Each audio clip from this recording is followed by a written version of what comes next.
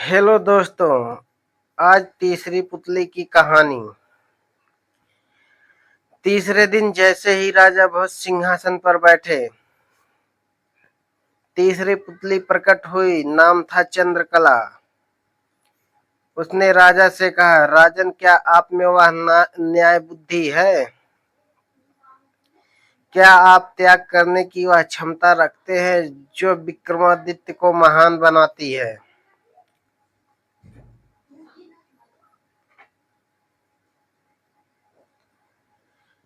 राजा ने पूछा, हे देवी, कृपया कर वह कथा सुनाइए जिससे हम विक्रम की महिमा जान सकें।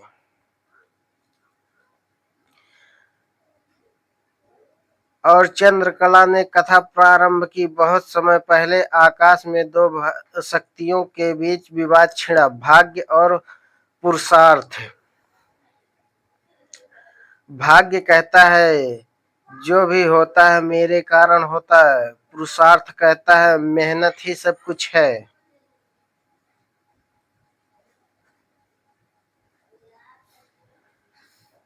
दोनों का झगड़ा इतना बड़ा कि देवराज इंद्र के पास गए।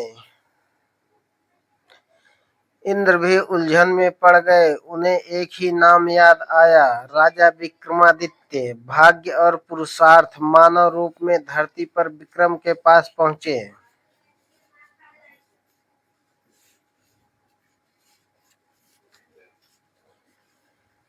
राजा ने कहा, 6 माह बाद आइए, मैं सोचकर निर्णय दूंगा। फिर वे वेश बदलकर प्रजा के बीच समाधान ढूंढने निकले। नगर नगर, राज्य राज्य भटकते, पर समाधान ना मिला। अंत में उन्होंने एक व्यापारी के यहाँ नौकरी कर ली।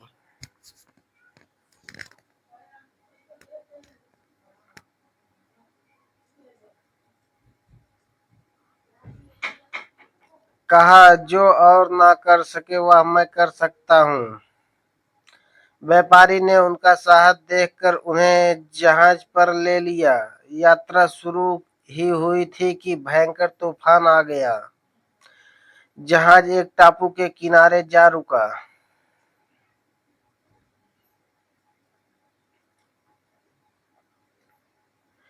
लंगर नहीं उठ रहा था। तब व्यापारी ने विक्रम से कहा,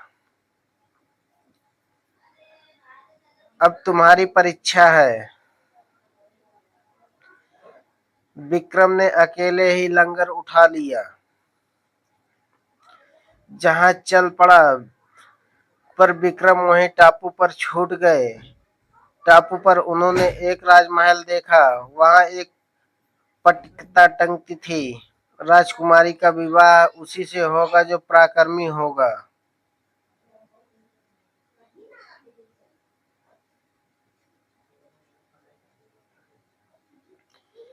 विक्रमादित्य से मिलकर राजकुमारी प्रसन्न हुई। दोनों का विवाह हो गया। कुछ ही दिनों बाद या, यात्रा के समय एक सन्यासी मिला।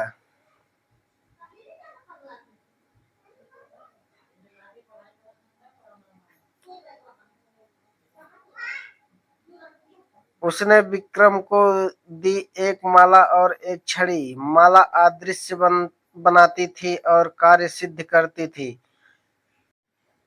छड़ी रात को सोने से पहले जिससे कोई भी आभूषण मांगा जा सकता था। अपने राज्य लौटते हुए उन्होंने पत्नी को संदेश भिजवाया, मैं शीघ्र ही आपको बुलाऊंगा। उद्यान में ठहरे हुए उन्हें दो वृद्ध, एक ब्राह्मण और एक भाट मिले। उन्होंने वर्षों से राजा की राह देखी थी। विक्रमादित्य का हृदय पिघल गया। उन्होंने वह मूल्यवान माला भाट को और छड़ी ब्राह्मण को दे दी। दोनों रोते हुए बोले, हे राजन, आपने हमें जीवन दान दिया। 6 महीने पूरे होने पर भाग्य और पुरुषार्थ फिर से आए थे। विक्रमादित्य ने कहा, भाग्य ने मुझसे माला और छड़ी दी। परंतु उन्हें पाने वाले ब्राह्मण और भाट थे, क्योंकि उन्होंने पुरुषार्थ किया।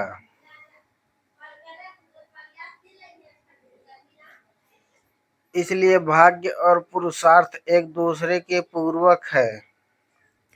चंद्रकला बोली, राजन, क्या आप कर सकते हैं ऐसा त्याग?